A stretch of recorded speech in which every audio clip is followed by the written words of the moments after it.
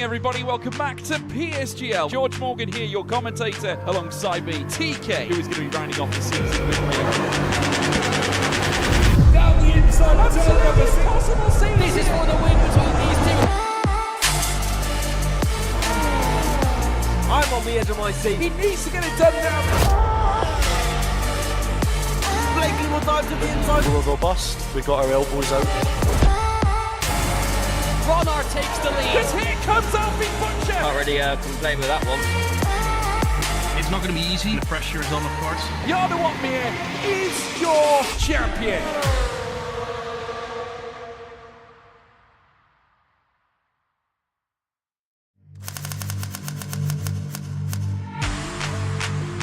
Good evening, everybody. Welcome back to PSGL. George Morgan here, your commentator, alongside me, TK, who is going to be rounding off the season with me.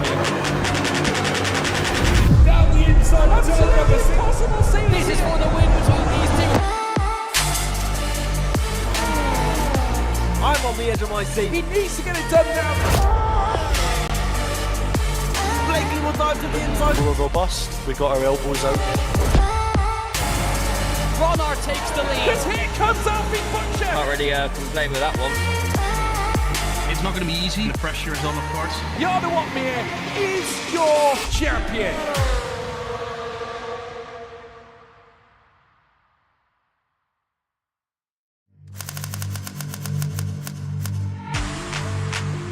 Good evening, everybody. Welcome back to PSGL. George Morgan here, your commentator, alongside me, TK, who is going to be rounding off the season with me.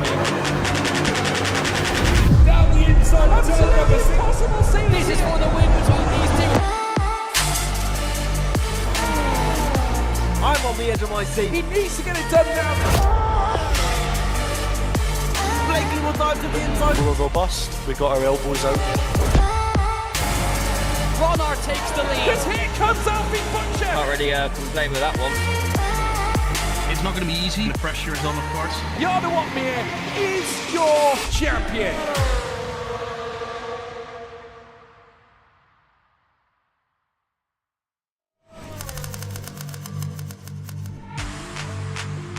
Good evening, everybody. Welcome back to PSGL. George Morgan here, your commentator, alongside me, TK, who is going to be rounding off the season with me. Down the inside, absolutely possible scene. This is for the win between these two. I'm on the edge of my seat. He needs to get it done now. Blakely will dive to the inside. We're robust. We've got our elbows out. Ronard takes the lead. Because here comes Alfie Butcher. Can't really complain with that one. It's not going to be easy. The pressure is on, of course. Yarda Watmere is your champion.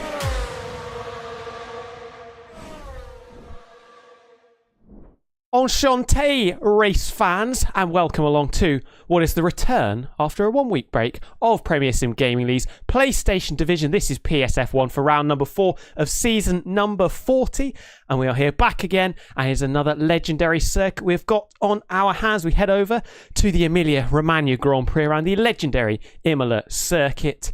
Potentially going to be one of the last times we head to this configuration of track. Obviously, there is a little bit of discourse as to whether it's going to be on the real-life calendar in the next few years, so enjoy it while we can, although considering that the world will probably be around for another billion years, Imola will most likely make an appearance one way or another.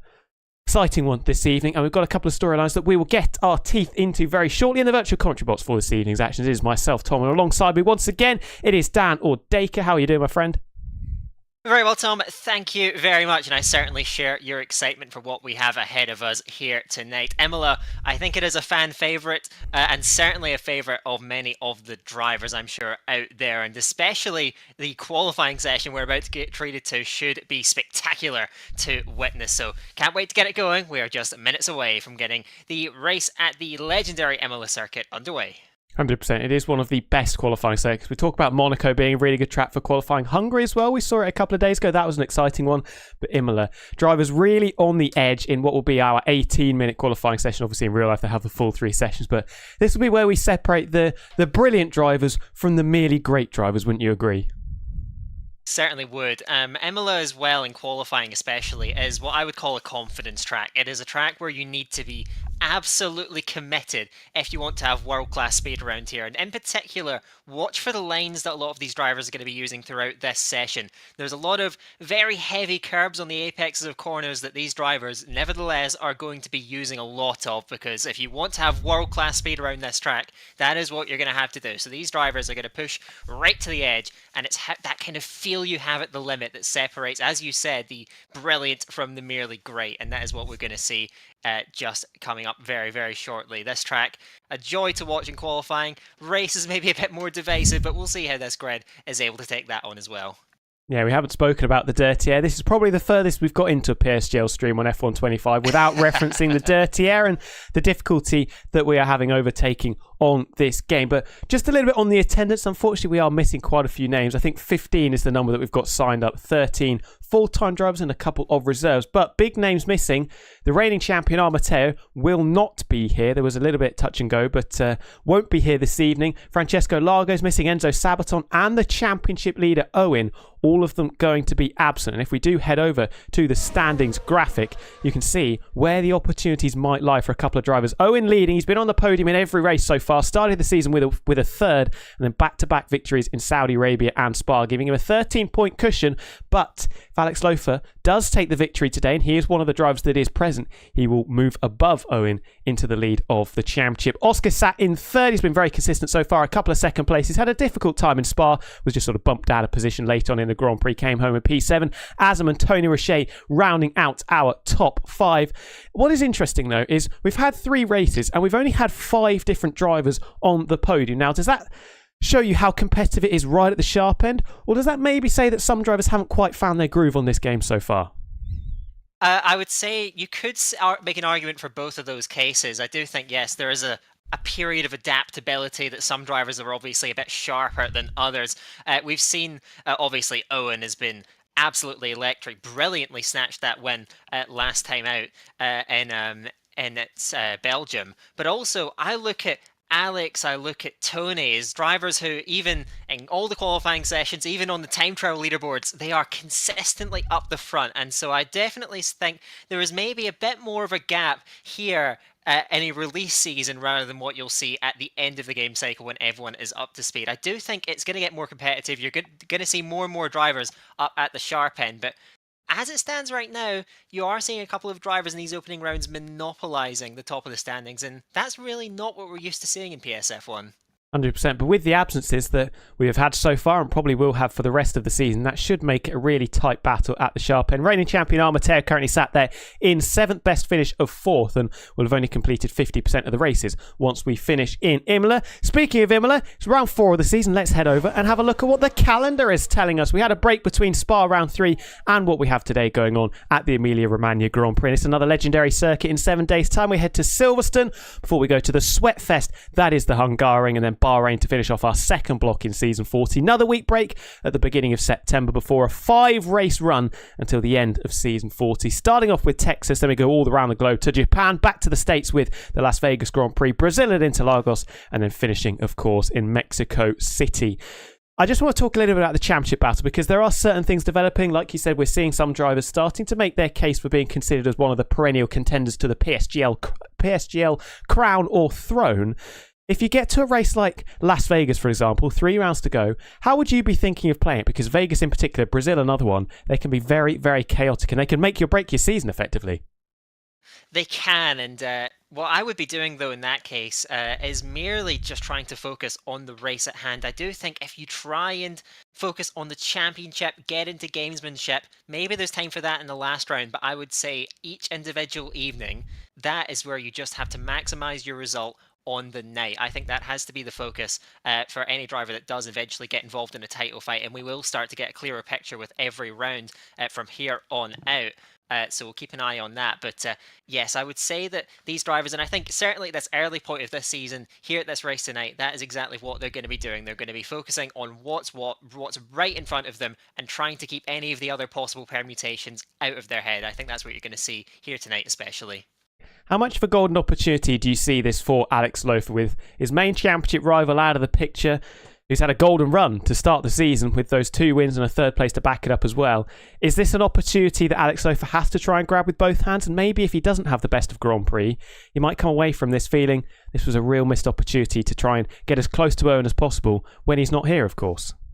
He certainly would. I mean, it's impossible to ignore. The fact of the matter is, if he does come away with the race victory tonight, he does lead the championship after this round. And while he maybe doesn't need to win the race, I think certainly chopping into that championship lead. We've seen Owen, these first 3 rounds, he's looked practically bulletproof. He's made all the right decisions in races, and he has phenomenal pace as well. And that's a driver that's very intimidating to come against. So when you have an opportunity like this, they are generally quite rare, you have to try and take them with both hands. And the likes of Alex Lofer, there's other drivers too, just trailing him in the standings. Oscar just another 2 points adrift in the standings, of course. Yeah, I do think for Alex Lofer, there is a certain extra degree of pressure on tonight. He's expected to chop away at that gap, and we'll see if the Spaniard is able to do it. 100%. Big opportunities. We are out on the circuit if you are new to PSGL. 18-minute qualifying session, where most likely we will see 3 runs. On F124, we had ghosting turned on for qualifying, which meant we would have a lobby reset between the 18-minute session and our race, so everybody would get their soft tyres back. If you haven't been watching too much of the F125 Season 40 at PSGL, we have reverted back to the old standard of ruling, so we'll go straight in from qualifying to the race, which means they will most likely want to preserve a set of the red striped soft compound tyres if indeed we do see a late race safety car, just to spice things up ever so slightly. Yes, certainly, and well, it's maybe not the most common round this track. It is certainly a possibility. We'll see what the conditions are going to be like as well come the race. But certainly one thing we have talked up ahead of this qualifying session is how awesome this circuit is over 1 lap, and we're getting drivers now kicking off around this circuit. So keep your eyes peeled for these next 16 minutes. It is going to be electric out there.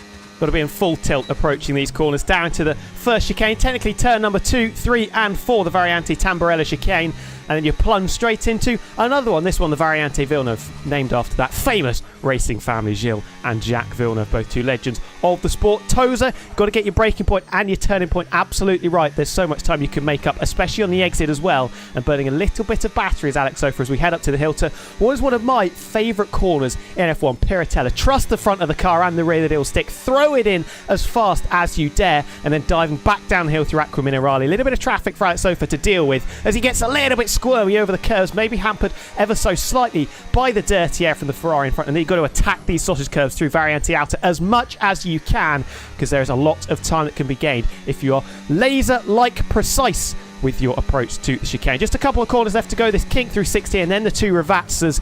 Got to be careful of the gravel on the outside. Very easy to exceed track limits, and there's a big traction zone coming through turn number 18, especially on that serrated curb on the outside, taking the shortest run to the line, and a benchmark time for the man second in the championship is 1:13 flat. Solid start to the session for Alex Lofer. Of course, an absolute demon over a single lap. We'll see how the rest of the drivers are able to stack up to that. SCI Fraser, of course, a PSF2 championship contender from last season, goes a full 7/10 of a second slower. Despite it being a relatively short lap, you might actually get bigger gaps in qualifying because it is such a confidence track, and tiny errors can really add up in terms of lap time. But I do think that time from Alex Lofer to get things kicked off is very competitive, as Yasuo Saki in the Aston Martin goes just a shade ahead of Fraser too, and Oscar goes much closer to Alex Lofer. And we are seeing again the drivers who were up there in the opening few rounds of the championship immediately setting themselves apart in these first exchanges here in this qualifying session. So there is certainly a gap in confidence, I would say, all around across the grid, but Alex and Oscar both getting off to very strong starts, and as always here, especially as you said with drivers typically only doing 3 runs even at a short track like this, it's going to make getting the good banker in to get things kicked off much more important.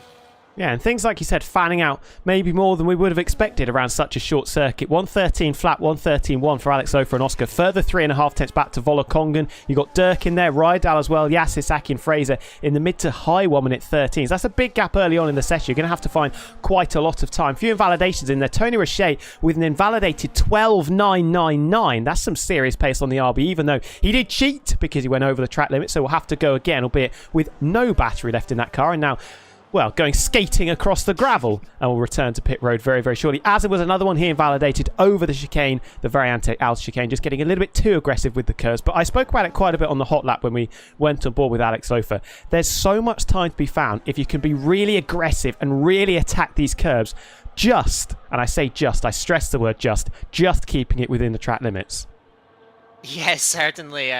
You'll see these drivers pushing it to the absolute limits out there. And of course, there is also the side effect as well. You have to run the curves heavy, as you say, but there is also that side effect of the fact that they could potentially unsettle that car over the apex when it's already on such high load.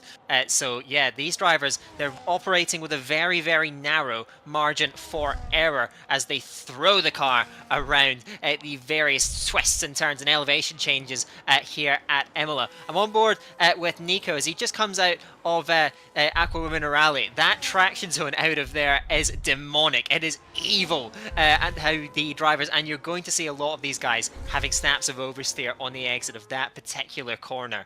It is so difficult on traction, and you have to pin the throttle. The car can go so quickly around there if you're not completely on top of it. As Nico comes around the final rev, that's a big oversteer, as you said. That's another tough traction zone to deal with here at Imola. He goes pretty much slap bang in the middle of the field on a 113.5. So most drivers are congesting around about that mid 113, and really you'd have to say, Tom, we've got two outliers still. Yeah, two drivers that have separated themselves early in the session. It was a decent lap from Nikosaurus, considering there were some mistakes in there and a little bit of time we would imagine still in the back pocket of the Kicksal. But first time as well, say hello to everybody that is joining us. A lot of people are jumping in the chat. People are confused whether it was round 3 or round 4. It is round 4 so far this season. I don't think PC have had their round 4. That'll be coming in a few days' time. AC saying, wanting to be a broadcaster for PSGL. Keep at it, my friend. I'm sure you'll be in there very shortly. And Gio, pole for the F2 was 13 flat. Well, Alex Lofer with his first lap time in the session has already matched that. So that probably tells us that we're going to be comfortably into the 12s. And we saw Tony Roche with an invalidated 12.999. So there's a little bit more time on the table you would imagine for a couple of these drivers, in particular the ones further back. Brando, not with a representative time on the board of 14.4. Kazizel neither. An invalidation on his second attempt, sat on that 43.1 after a mistake first time around. Yep, so let's see what these guys are going to be able to come up with. We're in the kind of lull in between certain cars going out on the circuit, so we'll get second runs in very, very soon. And yeah, of course, Alex Lofer and Oscar will be sitting much more confident feeling on their already very strong laps of a 13 flat and a 13.1. Yeah, I had pegged the pole time to be in the sort of mid to high 112 range is what I would have expected from these guys. So yeah, I think there's a few more tenths in the circuit for sure out of a lot of these drivers. Alex Lofer off to the best start. We saw that Tony Roche did have plenty of speed out there, being able to get into the 12s, albeit invalid. But there is still that extra pressure on, and Tony Roche, you would have to think, can't really afford another big mistake. We emphasised it so much too in the last race back at Spa. You need, at the very least, a solid, strong lap going into that final run in qualifying so that you have that confidence to really push things. 100%, because if you do leave yourself under pressure going into the final runs, if you've got a poor banker lap on the board, or in some cases not got a banker lap on the board at all, you're just going to drive within yourself ever so slightly. Just, you know, not attacking apexes potentially as much as you possibly could, not getting on the power as early as you might have done if you had the confidence already because you've got the previous lap time set. But you can build off going into the latter stage of the session. Alex Lofer on his second attempt, really riding the curves through the Tamburello chicane, trying to extract as much performance as possible out of his Red Bull Racing car. You would imagine this is the same set of tyres that he set his first flying lap in the session on. I cannot believe he hasn't invalidated going through the Villeneuve chicane. He's up by 0.06 of a second. Finlay, though, has matched him on a 13 flat, just interjecting in the battle that was exclusively between Alex Lofer and Oscar, and almost splitting them exactly in between the McLaren and the Red Bull Racing car. We've got a car in the gravel. That's a Aston Martin. Thought it might have been a Williams. I think it's Yasser Saki that's dipped a wheel into the gravel going through Piratella. Would have distracted Alex Lofer ever so slightly. This is where he had a bit of traffic on his first run, but conversely got a nice dose of slipstream on the run down to the Variante Alta. But look at that delta. He's a quarter of a second up already. Oh. As I say that, though, he does what Kazizel did, and he does what Azam did as well. Just a little bit too overzealous over the curves through the outer chicane, and throws that lap in the bin. I found it incredible that he was able to lean on the car so heavily in that middle sector and still got it to comply. But in the end, yeah, just taking a bit too much of that inside curb at the Variante Alta as Raiderdal, his teammate, goes up into position 4, just getting onto that second row. Tony Roche is circulating around there. I'm not sure if he's going quite as fast as he was on his opener. We'll see though as he heads out of that final corner. Just keeps it within the track limits. Azem goes fourth and the Williams and Tony Roche goes fastest. There we go. It isn't quite as quick as the lap time from earlier, but it is still good to top the timesheets. We are seeing more and more drivers now finding that time and getting into that low 13 range. So the banker laps early, we saw Alex, we saw Oscar dominating the rest. Alex, his second run got away from him. We saw where the speed was. Tony Roche though managing to take advantage, get that little bit quicker, and he'll be very relieved to now finally have a strong lap time on the board. Absolutely, and I think we are starting to see as he gets a little bit out of shape and a bit of a wobble and a weave coming through Tozer on his in-lap, but Alex Lofer, as he's bumped down a further spot, Mario's Formula now 5 milliseconds off the provisional pole time. Look at how close it is right at the sharp end. I'm just going to go quickly to this interval graphic. The top 6 separated by 3/4 of a tenth as Fraser jumps up into P9 ahead of the Ferrari of Dirk, who is out there at the moment. No, Dirk coming into the pit, so bailing on that attempt. Top 10 covered by just over half a second, but top 7 covered by just over or just under a tenth and a half. Now top 8 as Kazizel becomes the 7th driver to get within a tenth of a second of the provisional pole time. This is absolutely unbelievable. We've got Brando. We're going to pick up the Ferrari in the final sector. Hasn't got a representative time on the board. Has used a lot of ERS in this lap so far, but only 2 more corners to negotiate. The 2 Ravazzas, you can really extend the track limits going through the first part of it through 17, but a bit more cautious through 18. We've seen that from a number of drivers so far, pulling gears up to the line, cutting the beam, and it's only a 13.7 and remains plastered to the bottom of the pile.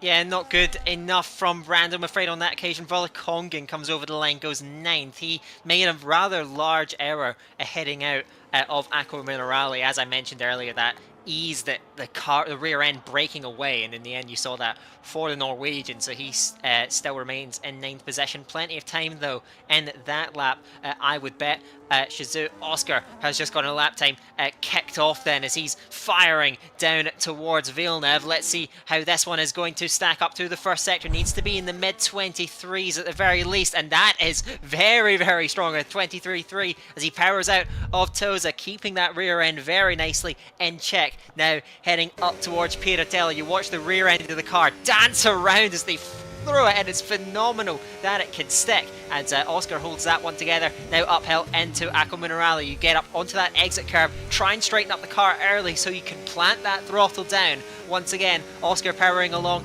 half a second up to the good. Now firing it through, takes a lot of curve, manages to keep it valid, oversteer on the exit on throttle, keeping it pinned though on that downhill run towards the Ravazzas. Straight at line it hard on the brakes, down into 3rd gear, take curve on the inside, run it out to the outside, flick it in once more, strong traction on the exit, not a hint of oversteer, but he elects to bail on that lap, so he does peel into the pits. He was up through the middle sector, maybe the last sector. That run through Variante Alta cost him some time, but he bails out of that one and is going to leave it all to a final run. So no improvement from Oscar too on the second runs, and that second place he had in the first runs, well, you can see how the improvements of the other drivers have changed things around. He is now packed in the middle of that very tight bunch. He's only 0.06 of a second off the provisional pole sitter, which is Tony Roche, so 100th of a second. Could you find 3, maybe 4 places? We'll have to wait and see. But yeah, that one from Oscar, he was absolutely rapid in the first sector. He was on the limit of grip. And then as the lap progressed, we saw through Variante Alta, Aqua Minerale as well, just going over the limit of grip, struggling a little bit, I think, with the rear tyres. You would imagine that is on the same set that he started the session on. And the end of the time just falling away in the final 2 sectors. 4 minutes of the session to go. A couple of drivers have headed out quite early. Mario's Formula currently holding 2nd.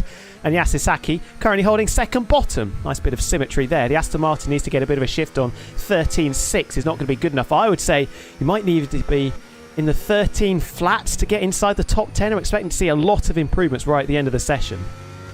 I'd be shocked if we don't get a number of drivers dipping into the 1 minute 12s. I mean, we saw Tony Roche do a 1 minute 12 invalidated, and we saw Alex Loeffler being essentially a quarter of a second up to the first two sectors before taking a little bit too much curb at the second part of Variante Alta. So there's plenty of time still in the circuit, and I don't believe many drivers have hit their potential. You always leave a little bit on the table for these final runs. So yes, certainly, if you make an error pushing the limits on this last lap, I think it is going to cost you very dearly, especially because Imola is essentially, to a large extent, a qualifying circuit. Moving up in the race, very tough around this track, and I'm sure we're going to cover that much more later on. So plenty of pressure on these final runs. This is, I would say, one of the most important qualifying sessions we're going to see all season long. Marius Formula playing with fire there, almost got the lap invalidated before it even started, but is able to soldier on now through turn number 1. It is flat as you like. Of course it is. Remember when the chicane used to be in there?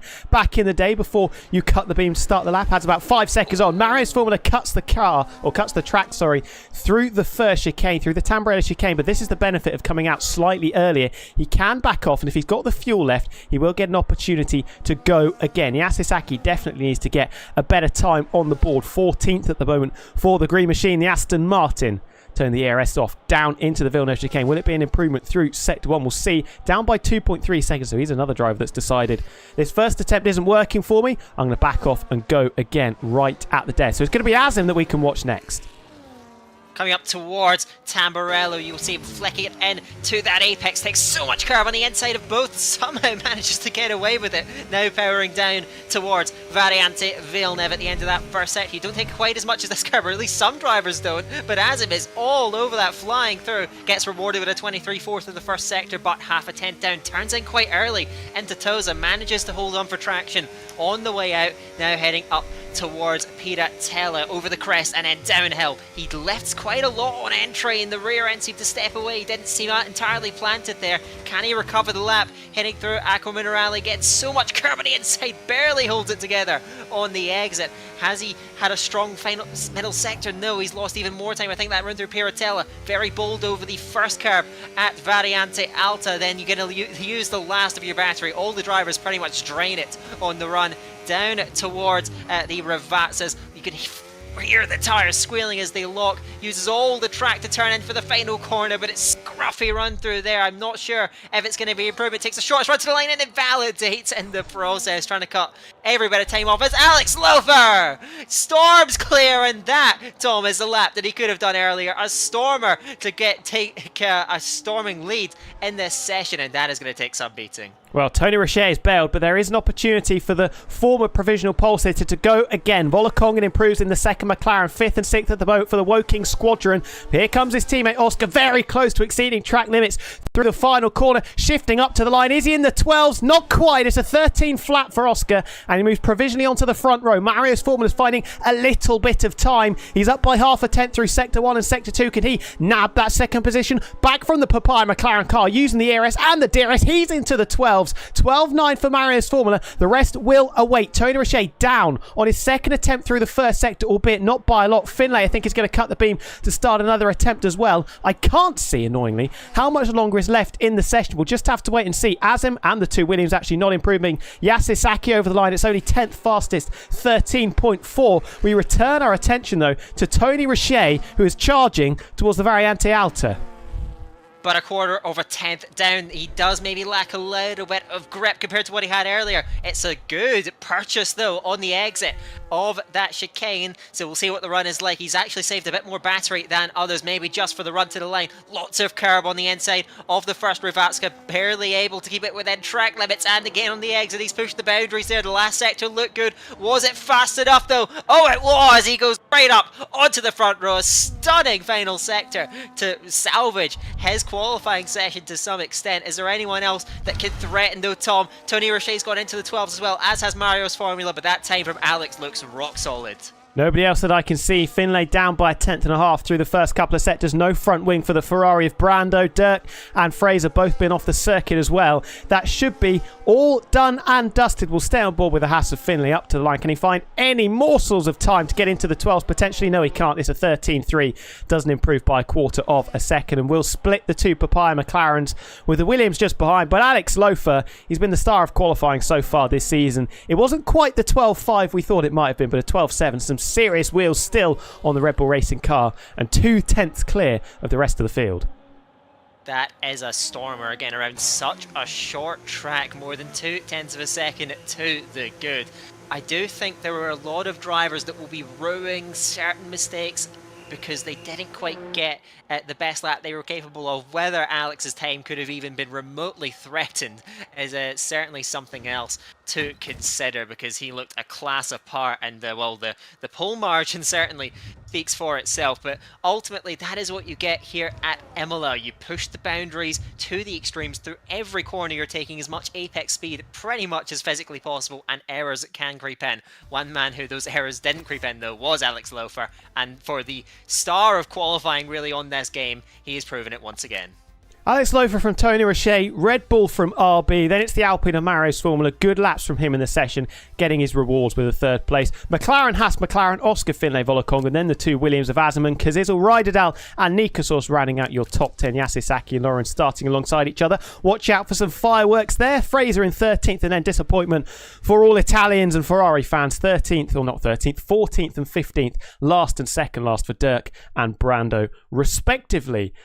Now, I was going to say, I was hoping that this could set us up nicely for the race, but with the pace that Alex Lofer has just shown, I think he's just jumped in the chat with some emojis that I have never seen before. So whatever they are, they look absolutely lovely. And I imagine that he's going to be very, very happy with what has gone on there, because he's shown some serious pace. But when you have a gap like that in qualifying around a circuit as short as this, does that just dent the confidence perhaps of the drivers behind, that maybe they're going to have to just work overtime in the race to give themselves just the smallest of opportunities to potentially overcome the Red Bull? Well, it really depends on how much each driver thinks that they left on the table throughout that session. If they feel as though they put together close to the best lap they were capable of, then yes, that will dent your confidence if someone else is able to find that much more time. But if certain drivers, and we saw in Tony Roche found very little time over his initial banker lap in that session, if you do feel as though you had more time on the table, then you'll at least be relieved if you've still got a good grid slot, and you may think that you do have the pace in the race to stay with that Red Bull in front. But he is flying at the moment, Alex Lofer, there's no doubt about that. We'll see how well the other drivers are able to stay with him. 100%. And remember, huge opportunity for Alex Lofer in the absence of championship leader Owen. If Alex Lofer converts this pole position into a race win, he will lead the championship going into round 5 at the British Grand Prix at the Silverstone circuit. So a lot to play for here. Some of his main rivals as well. Oscar only a couple of points behind Alex Lofer, a couple of places behind Alex Lofer on the grid as well. Oscar has traditionally qualified behind the Red Bull, but his race pace has been very, very strong. And if it wasn't for a slightly subpar strategy call when the rain started to fall in Spa a couple of weeks ago, he would have been right up there and would potentially be ahead of Alex Lofer in the championship. Maris Formula, we haven't seen the best of Maris Formula so far this season, but is this a start, the kickstart perhaps, for him to try and make a charge towards those upper echelons of PlayStation PSGL F1 tier? We've got to talk about Tony Roche as well. Already finished on the podium once this season. Picked up a dominant victory at Singapore in season 39 at the back end of the F1 24 game cycle. He's got some serious pedigree as well. He's got plenty of speed to use, and he has come so close to winning in each of the races he's started this season. And of course, that race at Spa just 2 weeks ago, he found himself in a potential winning position heading into the final lap, and a squabble on that occasion with Alex Lofer, which opened the door for Owen. Here we go. Long run down into the first braking zone. Turn 1 is flat. Turn 2 most certainly will not be. It's a big pinch point. The lights go out. And we are racing for the Imola Grand Prix as Alex Lofer will lead Tony Roche away. But it looks like the RB with the marginally better start and could give himself just the smallest of footholds to make up a place into turn 1. But Maris Formula's gone off like a bullet as well as he dangles the nose of the Alpine up the inside, but is not able to overcome the RB down into the braking zone. The 2 McLarens following in formation behind Volokong and getting ahead of the Haas of Finlay, who's lost 3 places on the opening lap. Lawrence dueling away with Nico Source. Fraser losing places at the back as well. And we've got an RB. No, it's not. It's a Sauber going slowly. Nico Source has taken a trip through the gravel and finds himself detached at the back of the pack. Yeah, it was round at the Villeneuve chicane. Didn't see if that was contact or not as they barrel into the middle sector now. And these dirty areas already going to have an effect. And these high-speed corners going to make it much more difficult to follow. We'll see how some of these drivers are going to be able to handle it. Yasir Saki is certainly able to follow very close to Finlay, right in that midfield as they head towards the third sector now. But they're already discovering this track. Overtaking opportunities are very sparse. And, well, getting through that first lap clean and being able to defend your possessions was certainly very, very crucial for all these drivers, as now track possession is key. So Alex Lofer, Tony was marginally quicker off the line. Alex used a bit more battery on the run towards turn 1. That preserved his advantage, was able to keep that lead, and now he controls the race from the front, leading away by some 0.4 of a second from the charging Frenchman. Got a decent margin, but I tell you what, Tony Roche looks very speedy in a straight line, and that might just unnerve Alex Lofer ever so slightly if that RB is running slightly lower wings, and potentially could explain the gap in performance between the top two in the race in our qualifying session, because Tony Roche is running less downforce. That would have made him slightly slower in qualifying, but will give him a great chance in the race if he can get close enough to maybe make a move down into the Tamburello chicane. Good start for Volakongan, as we said, getting ahead of Finlay, who leaked a couple of places. Strategy-wise, everybody favouring the yellow stripe medium tyres, with the exception of Kazizel in 10th. Started from 8th, lost a couple of places. He's on the hard tyres. They're going to take a while to fire up, but they should be a fairly consistent race tyre. You don't usually see drivers on any track on this game, for the most part, starting on the hard tyres, because quite simply, the mediums are not fast enough at the end of the race to make up for that undercut that medium starters are going to get. So we'll see how Kazezel manages it. His speed does look very solid for the moment. He's able to stay in the mix, although he does have significant pressure from the chasing Mercedes of Lawrence behind him. But if he can stay in the mix, he is going to get more competitive as the stint wears on. So keep an eye on him, of course, but that undercut is going to make quite a bit of a difference, and going to give him some work to do in the second half of the race. So that's one driver off strategy. Everyone else running much the same way. These mediums, Tom, they wear pretty quickly, so we'll see how they're able to manage it. Yasisaki applying the blowtorch to Finlay, trying to push him further down the order. Bit of a wheel bang as they head into the Tamburello chicane, and off the circuit, Yasisaki takes a trip through the gravel. He picks up the position. The game surely is going to give him an illegal overtake for that, and he is going to hand 8th place back to the Haas driver. But already the first signs of fireworks and a bit of a spark between the Haas and the Aston Martin. Yasisaki trying to hang it around the outside, unsuccessful in doing so. Lawrence thinking about a move around the outside of Tozer as well, as Kazizel still tries to make those hard tyres sing. They're not particularly in tune at the moment, but give it a few laps and they should be sounding absolutely lovely on the run up into the Piratella. It will be the Williams that holds off his Mercedes engine counterpart in the battle for 10th. Yeah, he parked the car in the apex very nicely there on the run through Toza. That cut off any opportunity for Lawrence, who makes a bit of an error actually heading through Ackerman Rally. May have to watch out for Dirk as well, further back in the order. Yeah, I've noticed Finlay, who lost 3 places actually off the start, doesn't seem to quite have the race pace, and Yasir Saki has been able to threaten him very hard. But up the front, Tony Roche is able to run very close to the back of Alex Lofer and may have an opportunity to snatch that lead away for himself. They both know that. They're both using that battery, but now the DRS kicks in, and in the end it's going to be a fairly academic move for Tony Roche, who takes the lead away from Alex Lofer. So any signs that Alex Lofer's dominance in qualifying was going to carry over into the race, Tony Roche is trying to put that to bed at the moment, as further back Yasir does successfully pick off Finlay this time.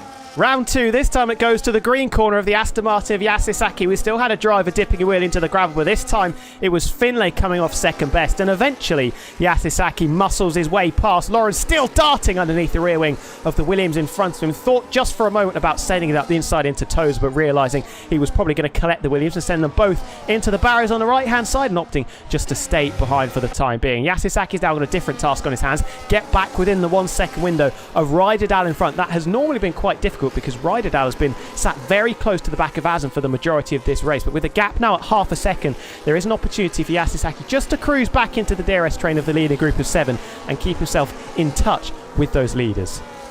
He's managed to do that very nicely through the middle sector, especially because he's lacked battery. He's just about managing to stay within that range, very, very tight. He is going to have to work hard for yet another lap, but if he can settle into that train, he will eventually be able to give himself a bit of a reprieve and try and get some of that battery back. But he's fighting hard for the moment. Up at the front though, Tony Roche looks oh so impressive in terms of that race pace. He did set the fastest lap of the race on that last lap after he cruised past Alex Lofer, and he does seem much more at home, much more at ease here in the race compared to the Red Bull driver, who's extending that gap out to around about 3/4 of a second throughout the technical sections of the lap, whereas when Alex was leading, Tony was able to set really within about 3 or 4 tenths of him. He makes a bit of an error heading out of Tosa, but he does look to have very substantial race pace, and it's giving Alex Lofer, well, certainly not any panic stations at the moment. It's giving him a little something to think about. This is not quite the same as qualifying. Tony Roche is here to fight. Oh, and further back, we've got Dirk dangling the front wing of that Ferrari down the inside of Lawrence into the Piratella. Just about holds firm, does the Mercedes in 11th place. Is from attack to defence in a very short space of time for Lawrence, because he was still all over the back of the Williams of Kazizel, who has started to make the hard compound tyres work. And Dirk smelling a small opportunity to get up into 11th place, but that opportunity just passing him by there. And Yasisaki lost a considerable amount of time in the middle sector, because the gap that he did get under 1 second, he did have the DRS on the previous lap. He's most certainly not going to get it now. 1.3 seconds the gap between himself and the Red Bull. And we have our first official break in the DRS train, and the top 7 have been afforded the opportunity just to try and pull a little bit of time over that group behind now. And of course, they are running the same pace, give or take, as our race leader, Tony Roche. So for Yasuyosaki to try and match that is very difficult, as Finlay tries to counter him on the run down towards Tamburello. He takes a lot of the curb too in turn 3, and now he's going to try and fancy his chances towards Villeneuve. In the end, he decides to not go for it in the end, playing a bit more of the long game and being a bit more sensible. But now you can see every time they come down the straight, it doesn't help that Yasir Saki is struggling for battery too. He's struggling to recover it too, as he's running flat out in clean air. It just means that every time they get to the power sections, that gap just balloons, and Yasir Saki runs it into the gravel too, heading out of Piratella. He seems to be maybe overdriving now. He's pushing it to the limit, but that gap is only going one way at the moment, and this back half of the field is hemorrhaging time to the front half. Didn't trouble the apex either through Aqua Minerale, and it's going to be vulnerable once more. Almost taps her back. In fact, there is contact into the braking zone of the Variante Alto as they go through 14. The Haas definitely made contact with the Aston Martin that looms very large right in front of him, poking through the halo. Yasisaki's very early on the brakes into the first of the rivats, as once again, love tap from behind as Finlay maybe slightly caught short by that. And you'd imagine here with the slipstream and the DRS, the Haas is going to absolutely blast past Yasisaki, but Kazizel might have something to say about that as well. The hard tyres starting to sing a very, very handsome tune. Around the outside, we're going to go with Finlay. Can he get the move done before we get to the braking zone? Kazizel fancies a bit of the action as well. We've already seen one car run wide into the Villeneuve chicane, the Tamburello chicane, sorry, in a battle between a car and Yasisaki. This time it's Kazizel that keeps it on the road as Finlay tries to bolt away from the Aston Martin, get himself back into contention with the group in front for 2.6 seconds. That is a large gap to overcome as Dirk in P12 gets a little bit loosey-goosey over the curbs on the exit of the Villeneuve chicane. I think Kazizel will be gutted he wasn't able to follow Finlay through. As further back, Brando makes a little bit of an error heading out of Tosa, gets Fraser maybe just a little bit interested, but they all fall into line. But the typing Dirk in front in the other Ferrari. These two are all over the road at the moment, heading through Piratella. But yeah, Kazizel seems to have much more speed now at his disposal. The hard tyres are coming into their own. He has much more battery than the majority of the cars around him, who have drained far more of it, but he couldn't quite follow Finlay through, and that gives him a lot less leverage in this battle. Yasuyosaki in front does have that DRS assistance too off the back of Finlay. I do think this gap is still only going one way, but Kazizel, he has more speed to use, but at the moment at third in the train, he's not in a position to use it. You almost think these guys, if they want to get back into the lead group, allow Kazizel to come through, because he's probably the only driver in this second chasing peloton that will have the speed with the hard tyres over the mediums at this stage of the Grand Prix to try and catch them back up. Yasisaki closing up to the rear of the Haas, but it's going to be Aston Martin versus Williams round 2, and once again, not for the first time, probably not the last time, Yasisaki falls off the circuit, but it's Kazizel that drops it on the exit of the Tamburello chicane. And from a race that was looking very, very golden as those hard tyres were starting to find some temperature, he ran out of grip, no doubt about that, going through the Tamburello chicane, and falls to the back of the pack. Oh dear, yeah, that was, I think, pretty much just on his own. He squeezed Yasuyosaki, and Yasuyosaki again getting very familiar with that gravel track on the outside as Finlay up in front has a huge moment ending out of Piratella. It is so scrappy back here in this lower midfield battle, and these guys, they're clearly pushing to the very limits of the cars, but now mediums, the grip starts to betray them, and that purchase isn't quite there. We're getting towards actually the point where you might start to see drivers thinking and considering that trip to the pit lane. Maybe not this lap, but certainly in a couple of the laps to come. And I think certainly some of these drivers in the back half of the field may consider that undercut to try and bridge some of that gap. It's going to come soon, I would bet, because these mediums, they do wear, as I said, very, very fast, but the gap is going only one way, and up at the front, it's a much more serene picture. It is much calmer. Bit staccato with the leading group of 7 cars. But here we go once more. Yasir Saki battling away, but this time it's a very regulation pass as he gets past the Haas of Finlay, and Dirk getting past Lawrence, who's just fallen off a little bit in the last few laps. Was caught short, I think, by Kazizel dropping it on the previous tour, and that just put him out of the DRS range of the duo in front. And Dirk lapping that one up and moving up inside the top 10 for the first time. Although the rear of that Ferrari, as he was really attacking through the Villeneuve chicane, didn't look particularly stable. Looked like he was almost going to roll over at certain points as he was flying through turns 5 and 6. The change of direction was absolutely unbelievable to see. And he does find himself now with a Mercedes between himself and his teammate behind. Brando's slowly been making a little bit of progress, but with both Ferraris, it has to be said, we've seen mistakes from the pair of them. It looks like the rear of that car in particular is very disconnected, as Kazizel is the first and most definitely not the last to pick up a 3-second penalty. It's not quite as punishing as it was in the last game when you would get rather bizarre track limits penalties, but it's certainly a possibility still around this track just to go over those white lines, especially with the limits these drivers are pushing as the grip begins to fade from these tyres too. It does make things even more difficult. On to the 10th tour of 32 we go. Still no pit stops up at the front of the race, but there is one further back. Finlay dives in to the pits, and we'll see how strong that undercut is going to prove to be. Everyone else is out, and I think Finlay, well, amongst any other things, he was just fed up with running in that group. It was so scrappy, so scruffy, and they were all costing each other huge amounts of time. So Finlay, the first driver to pull the plug, bite the bullet, get a set of hard tyres on. That warm-up's going to be tricky, but we'll see what he can manage on the undercut. I expect a lot more drivers in that train to be peeling in the next couple of laps. Lawrence just dipping a wheel into the gravel on the exit of the Villeneuve chicane, and from looking like he was potentially shaping up for a move, getting past Dirk, getting 9th place back from the Ferrari. He's now got a different flash of Scarlet in his rear-view mirrors this time, but Brando's not comfortable either, because Fraser very, very close indeed to the back of the Ferrari, also the battle for 10th, 11th and 12th. Now I wonder if that move from Finlay is just going to start the rodeo down pit road as other drivers decide to make their way into the pit lane. Finlay, as we say that, overdriving I think is the best way to put it, trying to get some temperature in those brand new hard compound tyres, is the second to pick up a 3-second penalty, and right on screen is your third. Lawrence taking too much curve through Variante Alta and paying the price for it with 3 seconds added to his race time. And that is going to be such a factor in this race as we are getting differences in strategies up at the front. Tony Roche peels in, as well as Oscar a little bit further back. The rest of the drivers in that leading train stay out, and we're really going to get a chance to see that undercut power. I'm telling you, watching Finlay's gap to the drivers in front, it is very encouraging news in spite of that penalty, and a lot more drivers are coming in from behind to try and cover off that move. But I would expect though that Finlay may be able to jump out of range. We shall see. Tony Roche and Oscar the only drivers from the lead train to come in, and yes, we'll see, because Tony Roche was leading as well already, so if he can get those hard tyres fired up, he may even be able to break the DRS. We'll see where Finlay emerges relative to the others in the train. There is your answer, and it's a comprehensive one. That is the power of that undercut. Finlay is a long way clear of Yasir Saki, 3 seconds to the good, and even closer to the drivers in front. So that is encouraging news for the drivers that have already come in. Those hard tyres seem to be firing up pretty quickly, and that undercut could be a powerful weapon to utilise for these drivers who have already come in.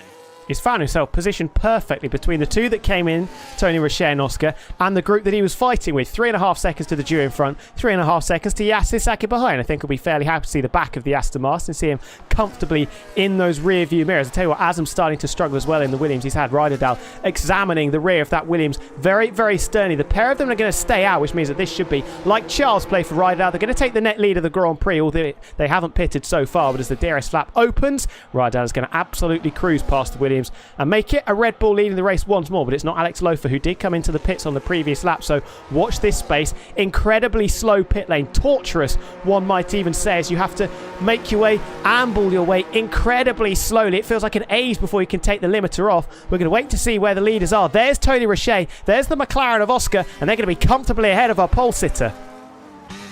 Oscar has made a very good bid though on that last lap. He burned off virtually all of his battery. He was outside of the DRS of Tony Roche. Now he sits firmly inside of it, and that makes it much more easy to follow, of course. As for the drivers behind, there is work to do. Alex Lofer now is going to have to make his own bridge through. He's trying to adapt to the new conditions he's dealing with. As you say, run a little bit wide heading through the Villeneuve chicane, but he's got to get onto it now and close that gap down. He does have fresher tyres at his disposal. Gap opens up behind him too. Mario's Formula, that gap opening up from that Alpine to the Red Bull out in front, as Volokong and Finlay now with these guys too. So that is how well that undercut has paid off for the Haas driver. But as you tend to see, the gaps open through the pit cycles more than anywhere else. And that's what you've seen here. Alex Lofer has been distanced, but he's working hard to get back. He's chasing down that gap using all the battery he has. Tony Roche leads Oscar. Alex Lofer trying to fight his way back in as most of the rest of the drivers off those mediums now getting onto hards. Alex Lofer really hustling and harrying this Red Bull car in the second half of the lap. Once he's found the tyre temperature, he hasn't quite got back within 1 second. Oscar with the fastest lap of the race. He is still within 1 second of Tony Roche in front, and this might be the straw that breaks the camel's back for the moment at least, because Alex Lofer is going to fall even further away at the start of the straight. He has 1.1 seconds with the DRS for the McLaren in front. It extends to 1.7 seconds, now down to 1.6 as Oscar's pushed slightly further away from the RB courtesy of the dirty air. But Alex Lofer knows that he's up against it now, because if Tony Roche and Oscar work together efficiently, they can keep that Red Bull at arm's length, as Finlay makes it 6 seconds worth of penalties, and he's picked up 3 warnings in the space of about 2 laps there. I know, that's astonishing. It is very difficult, of course, to keep it between the lines at this track, but yeah, Finlay, that's 6 seconds of penalties could be very, very costly. One thing, speaking of costly, by the way, Riederdal, Azem, they stayed out longer, trying to extend, get that fresh tyre advantage at the end, but look at what it's done to their track position. They are now integrated within this rear train, which was struggling so much in the first stint, led by Yasir Saki. Riederdal now tucked up underneath. He's going to have to clear this Aston Martin as quick as possible. He was running up there with the leaders. Track position, though, is so key here at Imola, and Riederdal and Azem, and Dirk for that matter, is now detached from the rest of the field. They stayed out longer, but that is the price you can pay, and now Riederdal and Azem, they're running in one train, now they're running in another train, which is ultimately much further back on the roads. Volokong fastest lap of the race as he passes Mario's Formula. Oscar, I can tell, he's got his toes pointing out of the bottom of that McLaren car, desperately trying to cling onto the coattails of Tony Roche through the middle sector in particular, as he cuts the DRS detection point just on the run down into the Ravazzas. The past 3 laps, it's been 9.5 tenths of a second, so he's getting it by half a tenth, and that is, like we said earlier, just keeping Alex Lofer at arm's length for the time being, although he has closed up a little bit on this lap. The gap was 1.7 seconds. In the first sector, he's pulled 3 tenths on Oscar in front, who grapples with grip thanks to the dirty air in front of them. Volokong running a strong race in a net 4th place now as he passed Mario's Formula. Finlay still riding there as well, although that 6 seconds worth of penalty is going to push him maybe even outside of the top 10. And there's this secondary or maybe third group battling 4 seconds off the back of the Haas. Riederdal ahead of Yasir Saki. Riederdal, you would imagine, has the pace to maybe break away from these cars if he can be a little bit tactful with where and when he deploys his battery, and it's Azem in a similar boat as well. HMS get on with it as he tries to dispose of Nico Source. The first objective, though, the primary objective for the Swede, is just trying as he might to get down the gap to the drivers in front. He does have fresher tyres at his disposal, only by a lap compared to the head of the train in front of him led by Volokong, but he's going to have to try and use that to his advantage, and he does. Well, that will be very encouraging news. He does in the end set the fastest lap of the race and dipping into the 1:15, so Riederdal's got speed. Can he use it to good effect? I don't think he's going to get much help from Yasir Saki, who's just going to try and hang on to him and maybe pickpocket him if the opportunity does arise. So Riederdal virtually trying to run his own race and dragging that tertiary group now, you'd have to say, along on the road. So they now run in essentially 3 distinct groups, and Alex Lofer trying desperately to get his way back in. He's fighting essentially a battle with Tony Roche in front, as Oscar seems to be following the same sort of pattern as the driver in front of him. He's managed to save a bit more battery, so he looks a bit more comfortable than he did before. Alex Lofer, though, is working so hard, heading through Variante Alta, using the last of his battery. I think Tommy's managed to work his way back in. There's a Herculean effort from Alex Lofer. He does come over the detection point with now DRS at his disposal. He's had to fight for it, but in the end, the pole setter has worked his way back in. is back in the fray. That is a mammoth effort from Alex Lofer to overcome the disadvantage of the DRS sharing that Tony Roche and Oscar could have tried and enacted to push him even further away, but Oscar didn't quite have the pace on the previous lap, and Alex Lofer's just managed to get back within the 1 second window of the pair of them. We do have a 3-car scrap because Izzle is yet to stop out in front. He started on the hard tyres. He'll be pitting in maybe 5 laps or so to bolt on a set of the mediums to go to the end of the race on, barring any safety cars, of course. And he might decide, considering he's probably going to be out of the points anyway, just to try and goal hang for as long as possible and hope and pray that we do see Bernd Mailander make an appearance. Half a second between second and third, 0.6 for second between third and fourth, and you would imagine these guys for the rest of the stint are going to be battling tooth and nail. Things are going to converge on each other, in particular at the end of the Grand Prix, and there will be a little bit of afters between this trio after what happened in Spa. Yeah, in particular between Tony Roche and Alex Lofer, that battle that they shared on that final lap in Spa, which Tony Roche ended up receiving just a 1 second penalty for it, but it ultimately bumped him down from P2 down to P4. They are catching Cazezzel extremely rapidly, of course, with a big tyre advantage, and where they catch Cazezzel on the road is going to make quite a big impact. It's unlikely that all 3 of them are going to find their way past the Williams at the same point. And Cazezzel, well, he is going to have to extend a few more laps. They're almost certainly going to catch him on the road. And what order they go through, and Oscar, I think, wants to be the first driver to reach him as he powers past Tony Roche on the main straight to take the net race lead away. And Alex Lofer, who's got a bit more battery to use, may try and threaten the Frenchman too. He doesn't go for it just yet. Oscar, though, does take the lead of this train, and where they catch Cazezzel and how many of them are able to slot past at any given time could play a big role, because that could be how breaks eventually form in this lead trio. If Oscar can get through and Tony Roche can't follow him through, that's a huge opportunity for him to try and stretch away. I think that's potentially what went through Oscar's mind when he saw that Cazezzel was approaching at quite a fast rate of knots in front of them. And also, if he's in second and he gets balked by that Williams in front, they could get pushed out of the DRS range of Tony Roche. And with the pace that the RB, we know the RB has in their back pocket, it could have been quite a challenge to try and overcome and get back into the 1 second window. Oscar, though, should cruise up to the back of Cazezzel by the time we get to the Ravats. It's going to hold him back a little bit, but it's a very crucial notion. He will get some DRS down the main straight, and that should keep him ahead of the duo behind for the time being at least. We'll see what Cazezzel does, though. I would imagine the Williams will stay out. No, dives into the pits, and that's going to be a long stint on a set of medium tyres at the back end of this Grand Prix.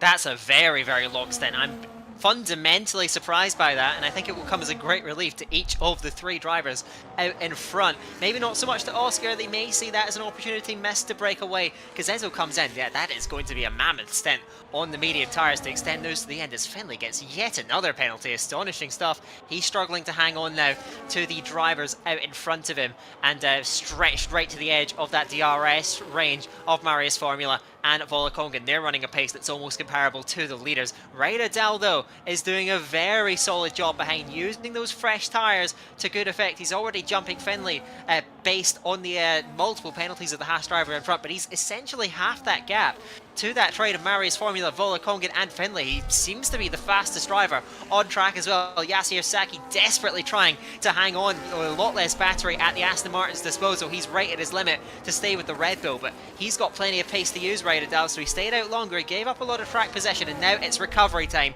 as he hawks down the train in front.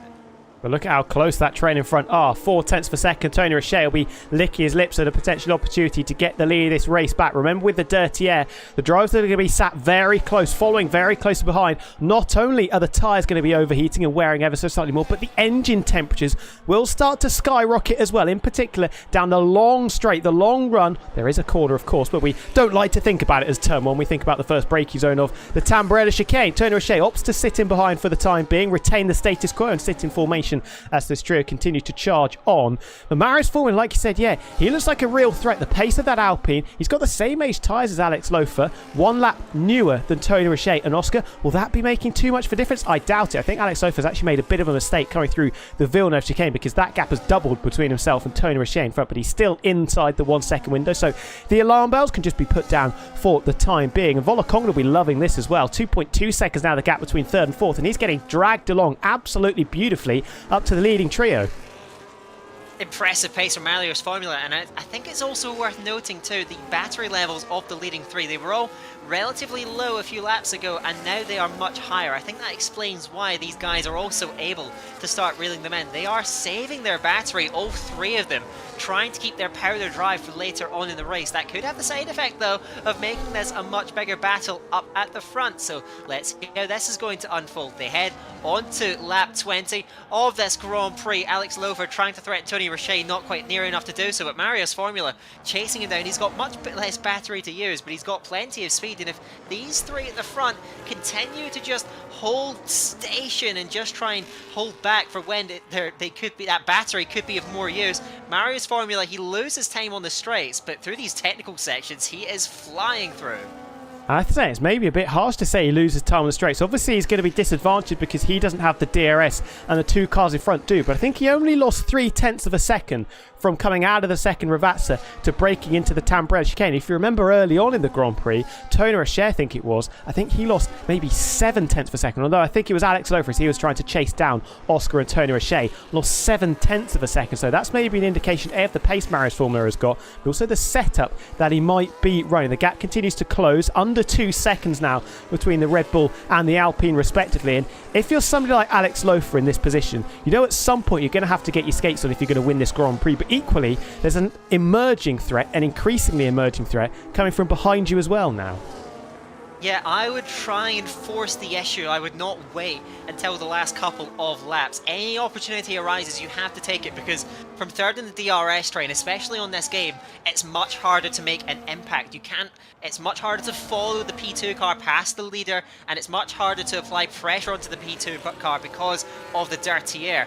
You just have to keep plugging away. It's just as we've been talking about. Mario's Formula picks up what could be a very crucial time penalty, unfortunately for the man from Cyprus. That is going to set him back to Volikongan especially, and also potentially to Redodal, who's just managed to pick off finally SCI Finley, and he will try and get a move on with very fresh tyres to chase down some of the drivers in front. So he finally manages to clear Finley out there, going to work his way up towards the drivers in front. That's a better blow to Mario's Formula, and you were talking about a potential threat behind to Alex Lofer. That alleviates very much of that threat, and now the man who currently sits in at P2 in the championship can look more ahead than behind now.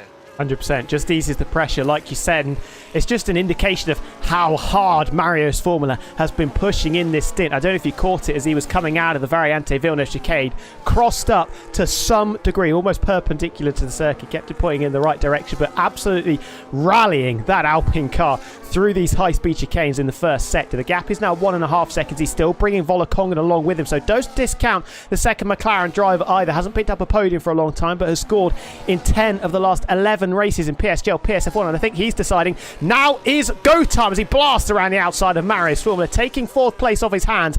And Volikongan, maybe he's just been saving the battery, saving the tyres sat behind the Alpine car, and maybe this is going to be the time where we see that second McLaren join the fray out in front, because he's absolutely rapid through the Villeneuve chicane. The gap back down to 1.5 seconds, 1.4 seconds, as Brando in the pits, let's say, is our first retiree.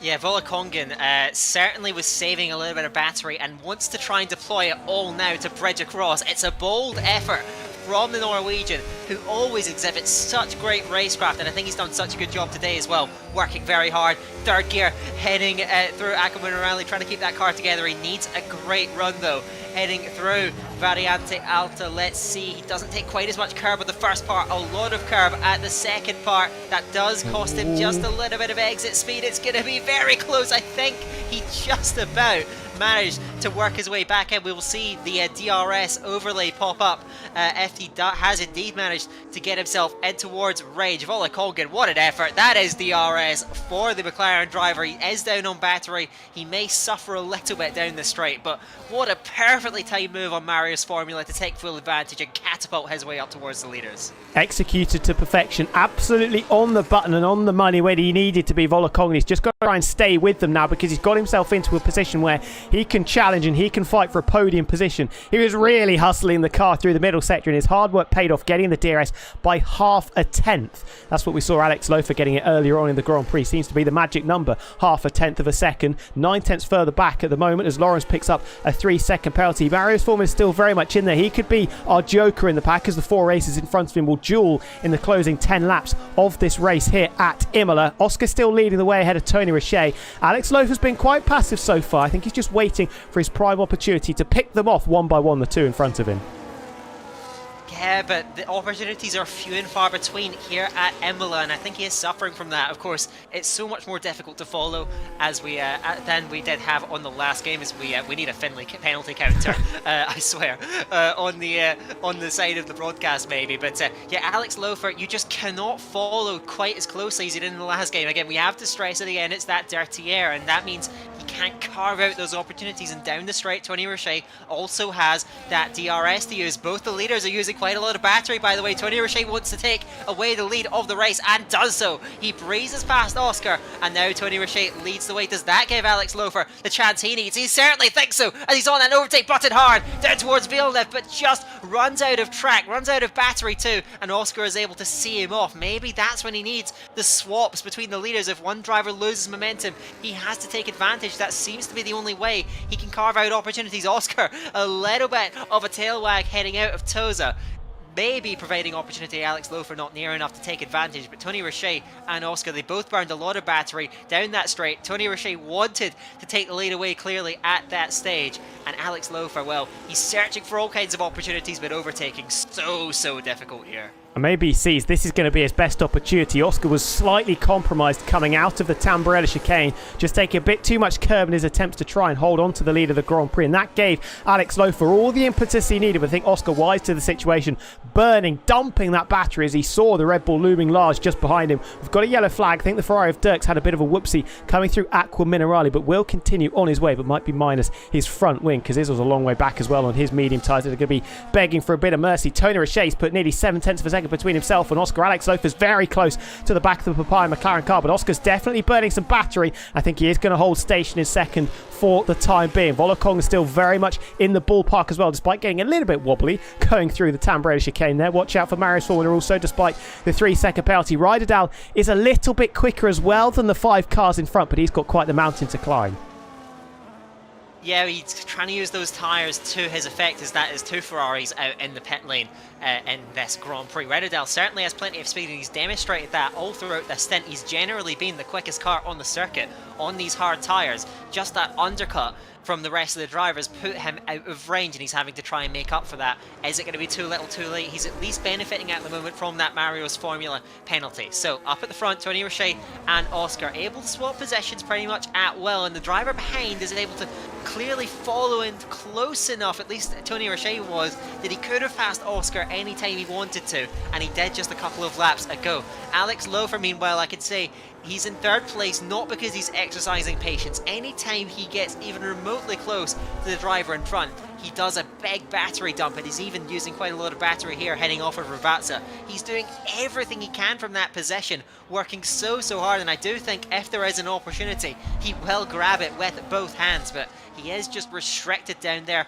in that 3rd place, and that is what you're seeing too. Volokongen and Marius Formula, they were able to charge their way across this lead group, but the lack of overtaking chances at Imola holding them back. As long as the driver in front keeps it clean, especially at this level, it's just so difficult to carve out an opportunity.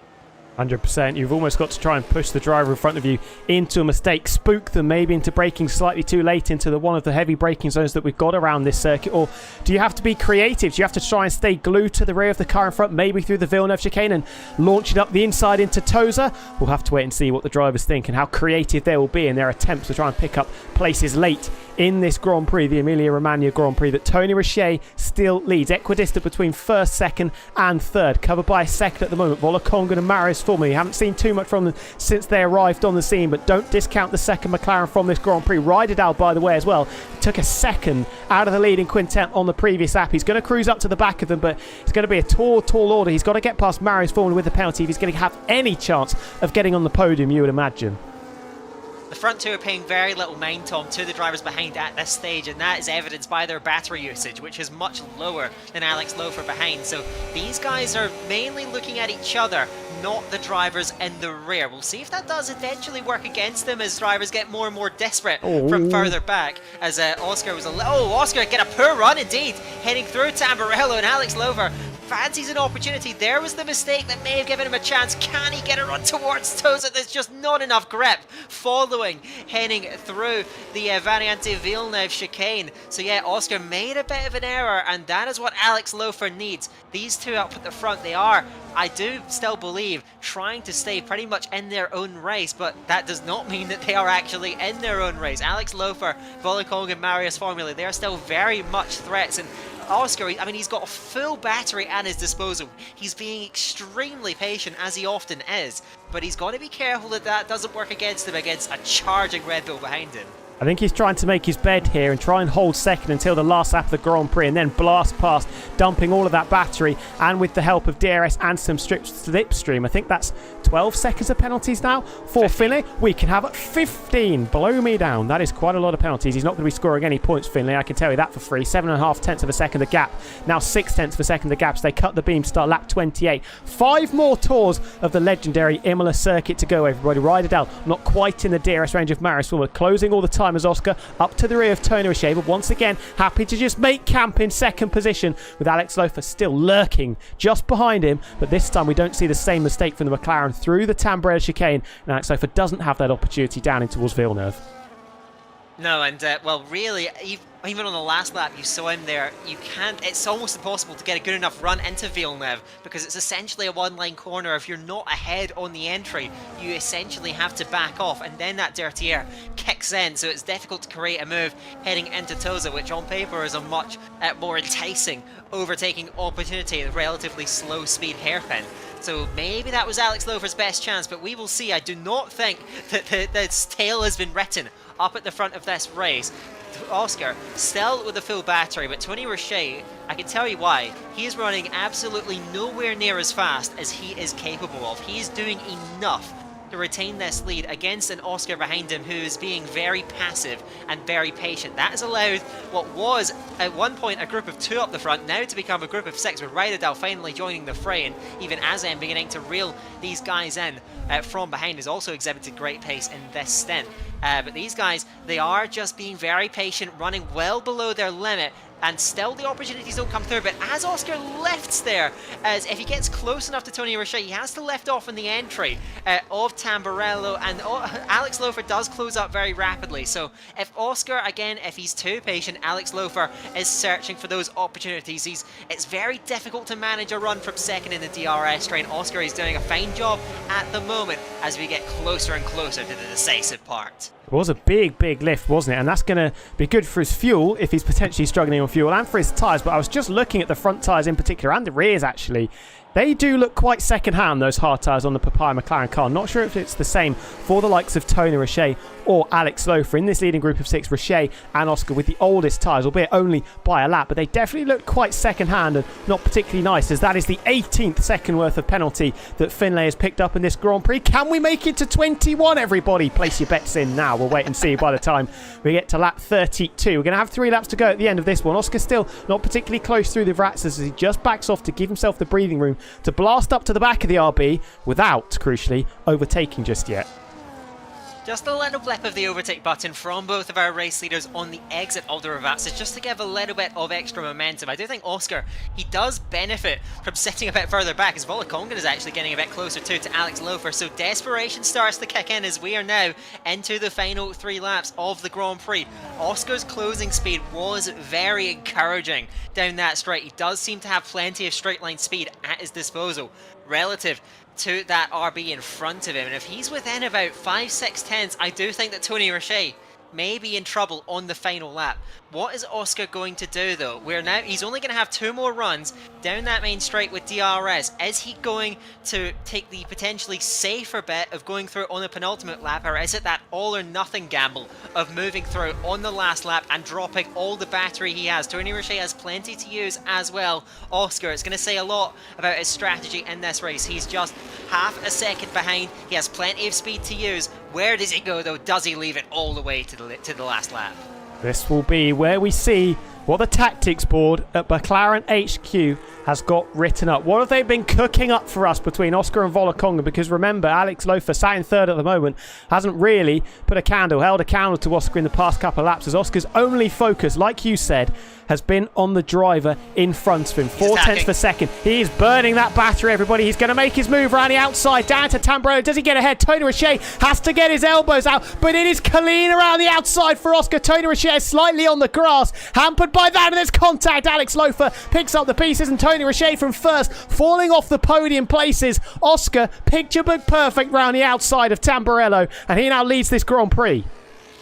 Tony Richet tried to stick it round the outside of turn 2 and just ran out of space. No momentum off the exit, and that let Alex Lofer and Volokongen straight through. Alex Lofer now does finally, he had the opportunity he was looking for. Oscar, what a brilliant move it was. It was hard on the exit. We'll see if there's anything that's going to go down in the stewards room, but Alex Lofer now, he's got to try and chase this down. He's got less battery to use. He's 6/10 behind. On paper, it does look good for Oscar. What is Alex Lofer's drag? What is his straight line speed going to be like? He's pushing to the absolute limit, gets a very good run through Variante Alta. He's burning the rest of his battery. It's a desperation heave now from the Red Bull.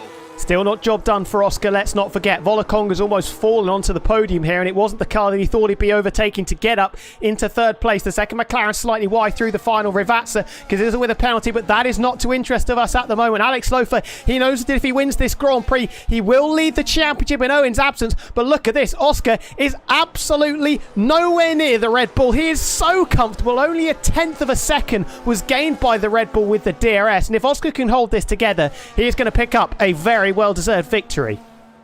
He had plenty of straight line speed. We saw that when he's chasing down Tony Richet, and he had much more battery at his disposal for Alex Lofer.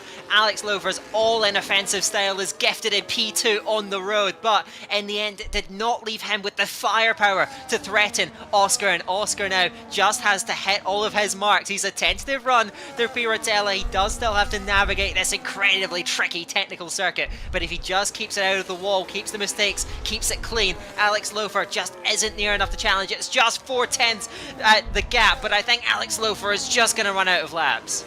Papaya ruling strong at the moment. The gap is less than half a second. Alex Lofer's opportunity to take the lead of the championship falling by the wayside. I think it might be tied though after he picked up a point for pole position. But Oscar, as everybody else has been under immense pressure, he has been ice cool in this Imola Inferno. He comes through the final corner. Bit of a tail wag for the McLaren, but he won't care one jot about it because he cuts the beam. And it is Oscar who will win the Emilia-Romagna Grand Prix. Alex Lofer in second. It's a McLaren 1-3 as Volokongen rounds out the podium places.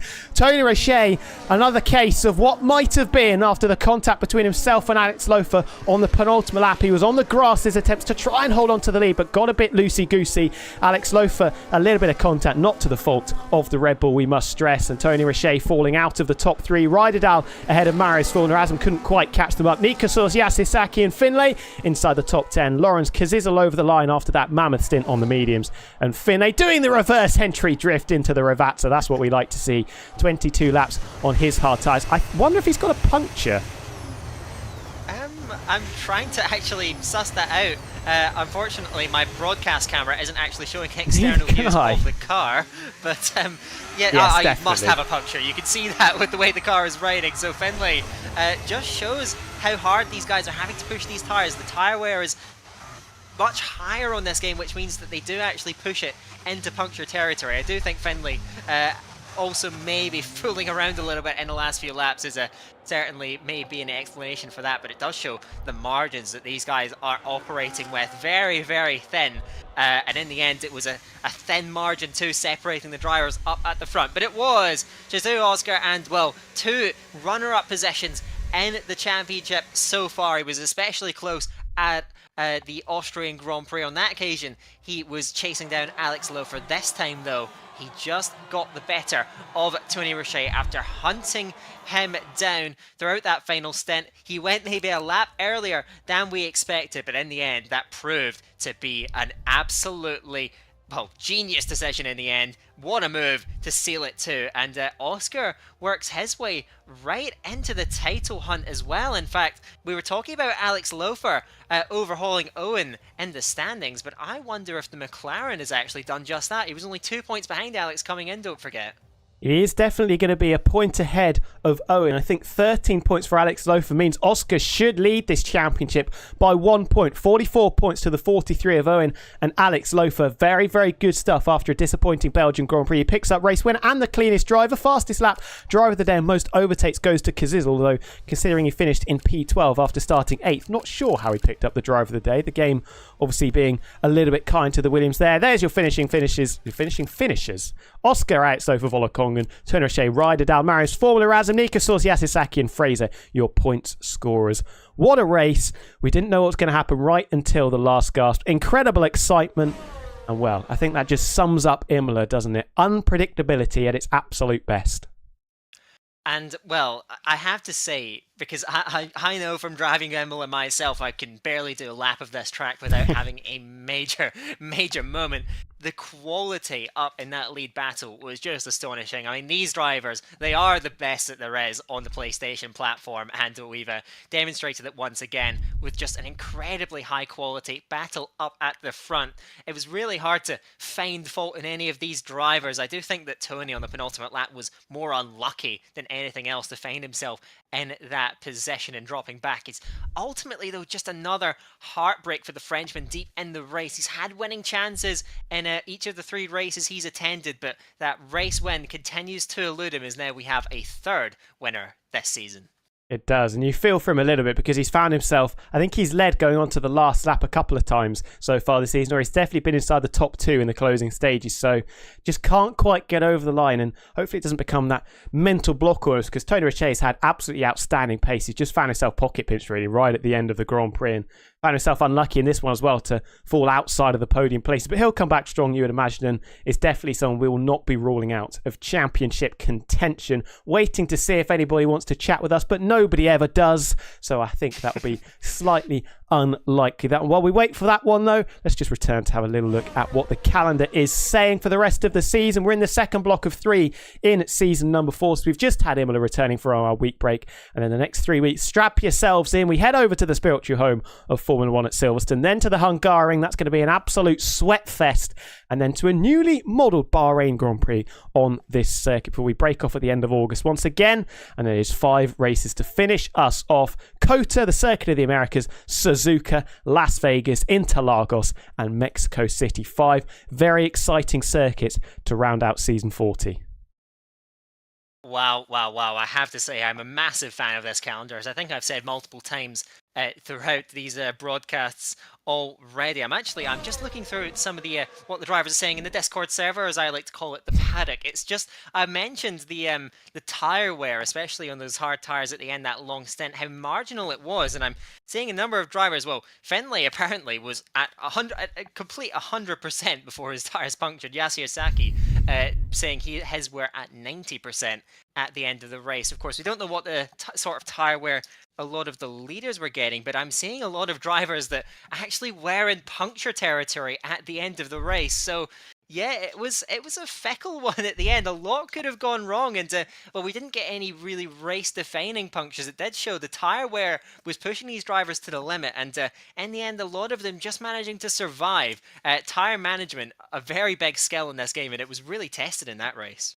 And we spoke about it as well. I think it was, lap 26 maybe, when we had a look at Oscar's tyres for McLaren, and they were looking very second-hand, and they would have only got worse in the remaining 5 laps of the Grand Prix. So yeah, people really grappling with grip at the end and just trying to nurse the tyres over the line. Going into Silverstone next week, though, Dan, Owen will obviously return, fingers crossed. Armatea should be back as well, the reigning champion. The top 3 in the stand is covered by just 1 point. How does this completely shift the mindset of some of those drivers going into the middle phases of this championship? Well, I think that Owen probably expected that his championship lead would get, well, at the very least, very strongly slashed, and in the end it has been completely wiped out. But really, I still think it's too early in the season for these drivers to let the championship picture get in their heads. They will have a bit of an idea of maybe some of the drivers that they're going to have to be a bit more wary of out on track if they do find themselves in an on-track battle with them. But yeah, I think at this stage in the season, it's a bit too early, and I still stick by what I said earlier on in the stream. You just have to focus on the task at hand on that particular night. And so I think for these drivers, still, we're only 4 rounds into the season. I think they're still going to be laser focused on just executing the best they can at that Silverstone circuit in a week's time. 100%. And that should be, if we thought Imola was exciting, then that should be even more exciting. We should see some better overtaking opportunities, although the dirty air might be a big factor again, going through Maggots, Beckett's and Chapel. What can we expect from Silverstone? Maybe a bit of weather thrown in, perhaps? Well, it is the classic British weather, of course. I mean, we saw another track that's a bit of a hotspot for rain at Spa. And I do also think we had rain at the opening round in Austria, so it's something that has defined a lot of this season thus far. And well, if it can rain at Austria and it can rain at Spa, it can certainly rain at Silverstone. So that is not a possibility to rule out. And yeah, we shall see in a week's time. But yes, Silverstone, it is a favourite of ours, a favourite of you watching, I'm sure, a favourite of all the drivers. It is just a track, as you said earlier, very rightly, it is the spiritual home of Formula 1, and I can't wait to see PSF1 head there just 7 days from now. 100%. Make sure you're there for it. If you're not, that is poor, unless you've got a valid excuse, of course. But thank you, everybody, for watching. That pretty much rounds us off. Nobody, as usual, nobody wants to come and have a chat with us. Just one. We just want one conversation this season, maybe with whoever wins the championship when we get down to that race in Mexico in 9 weeks' time. That sounds like a long time away, but it will go past very, very quickly. And just to finish us off, Dan Dacre, where can people find you on the old social medias if they want to check out what you are up to? Just on Twitter only at the moment, I'm afraid. So that's at Dacre23. That's capital D, lowercase a, capital K, lowercase e, capital H23. That's my handle. Please do check me out. It would mean quite a lot. Make sure you do it. Get involved. And if you want to see what I'm doing on Twitter, it's at TW6, or on Instagram and TikTok, it's wilco.darts or wilco.com. But that is pretty much it from us. It was McLaren, as it was in real life, winning the Emilia-Romagna Grand Prix. No, it wasn't, because Max Verstappen won that race. Ignore everything that I've just said, but McLaren, as has been usual in 2025, picking up the race win. We head to Silverstone with 3 drivers in the championship, separated by 1 solitary point. Things getting spicy, everybody, in the race to become the first champion on F1 25. Until next week, when we do head over to Silverstone, from myself and Dan, pleasure as always. We will see you very, very soon.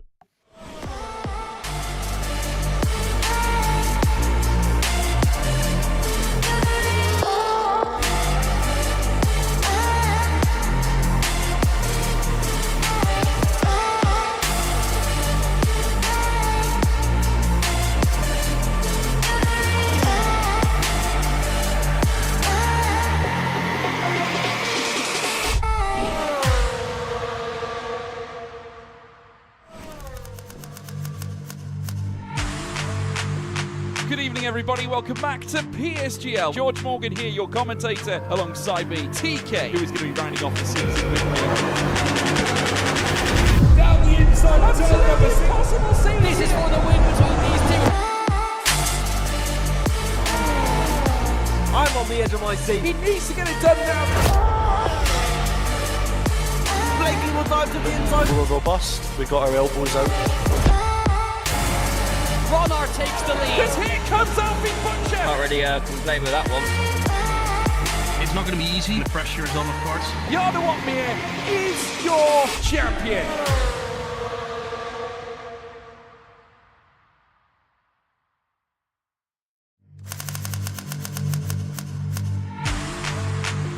Good evening, everybody. Welcome back to PSGL. George Morgan here, your commentator, alongside me, TK, who is going to be rounding off the season with me. Down the inside. Absolutely possible. This is for the win between these two. I'm on the edge of my seat. He needs to get it done now. Blakey will dive to the inside. We were robust. We got our elbows out. Ronard takes the lead. Because here comes Alfie Butcher. Can't really complain with that one. It's not going to be easy. The pressure is on, of course.